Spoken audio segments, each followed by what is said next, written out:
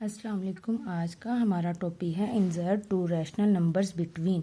इन्होंने हमें दो नंबर्स दिए हुए हैं रैशनल नंबर्स, तो हमने इनके दरमियान में एक रियल नंबर फाइंड करना है। क्या है? 1/3 एंड 1/4।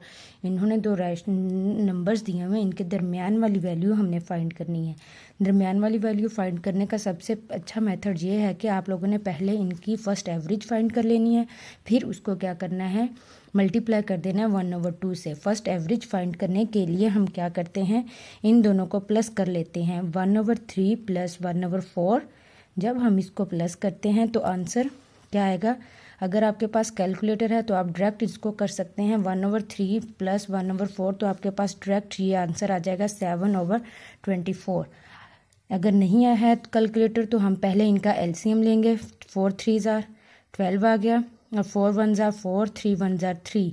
अब इनको क्या करना है, इनको प्लस कर देना है। 4 3 7 हो गया, और 12 में वैसे का वैसे ही आ गया। ठीक है, 4 को हमने 3 में प्लस करना है, 7 आ जाएगा। 12 वैसे का वैसे ही आ जाएगा। ये हमारे पास फर्स्ट एवरेज निकल आई। अब हमने इसको क्या करना है, 1/2 से इसको मल्टीप्लाई करना है। 7/12, इनको प्लस करने से जो निकला है वो लिखना है, मल्टीप्लाई 1/2।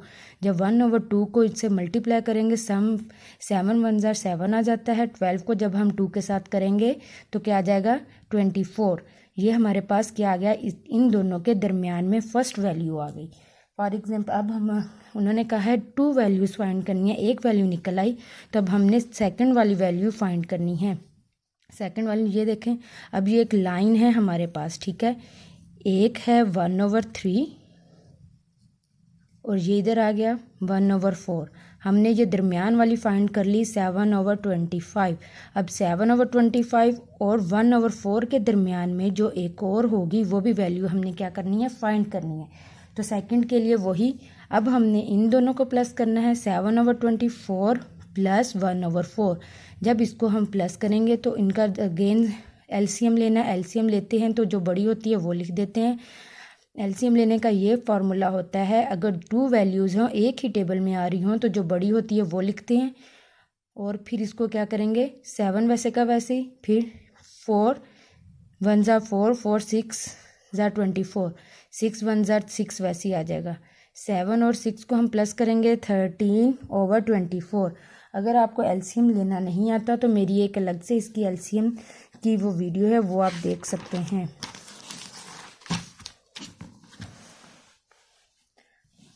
तो नेक्स्ट क्या आ जाता है इसका, 3/13/424। ये इसका क्या आ गया, एलसीएम आ गया। प्लस करने से जो है, फिर हमने इसको 1/2 से मल्टीप्लाई कर दिया।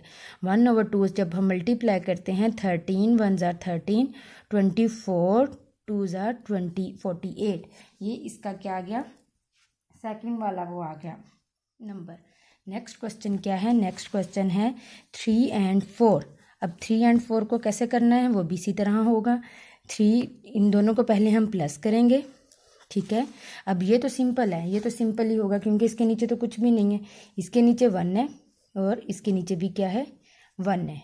ठीक है, अब इसको हम प्लस करेंगे। 3 और 4 को जब प्लस किया, क्या आ गया, 7। और 7 को हमने किससे मल्टीप्लाई करना है, 1/2 से। जब इन दोनों को हम प्लस करेंगे तो हमारे पास आंसर आता है 7। 7 को फिर हम मल्टीप्लाई करेंगे, मल्टीप्लाई 1/2। 7 1 ज़ार 7, 2 वैसे का वैसे ही नीचे आ गया। ये इसकी क्या आ गई, फर्स्ट वैल्यू आ गई। ये सिंपल था, इसका एलसीएम या कुछ भी लेने की ज़रूरत नहीं है। 4 को सिंपल 3 को 4 में सिंपल प्लस करें, प्लस करने से 7 आता है। 7 को हमने मल्टीप्लाई करना है 1/2 से। 7 1 ज़ार 7 होता है, और 2 नीचे डिवीजन में होता है, वो वैसे का वैसे ही ओवर में आ जाएगा। अब इसकी फर्स्ट वैल्यू फाइंड होगी। अब इसकी हमने सेकेंड वैल्यू फाइंड करनी है। अब क्या करना है, 7/2 और 4 के दरमियान की वैल्यू, 7/2 और ये 4, इन दोनों के दरमियान में जो वैल्यू है वो हमने फाइंड करनी है। 3 था 4 था, 3 और 4 के दरमियान में एक वैल्यू तो फाइंड हो गई। अब इनके दरमियान में दूसरी वाली वैल्यू फाइंड करनी है, और वो कैसे फाइंड करेंगे, इसी तरह 7/2 को हम प्लस करेंगे 4 के साथ, फिर जो आंसर आ जाएगा उसको फिर हम 1/2 के साथ मल्टीप्लाई कर देंगे।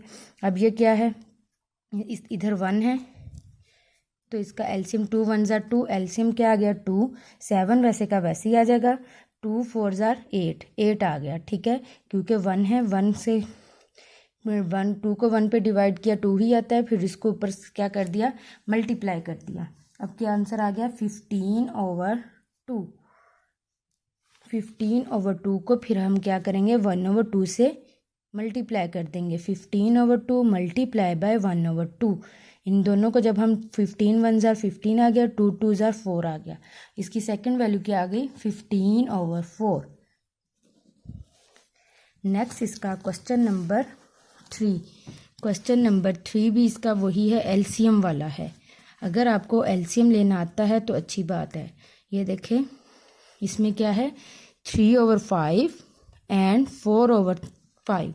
इसका एलसीएम क्या होगा, इसको हम प्लस करेंगे, एलसीएम इसका 5 ही आएगा, क्योंकि इनका डिनोमिनेटर सेम है। डिनोमिनेटर सेम हो तो एलसीएम वही आ जाता है 5। 3 वैसे का वैसे, 5 4 वैसे का वैसे। इनको प्लस करने से आंसर क्या आता है हमारा, 7/5। अब 7/5 आ गया है। अब इसको हमने क्या करना है, फर्स्ट एवरेज निकला है, इसको हमने क्या करना है, 1/2 के साथ मल्टीप्लाई कर देना है।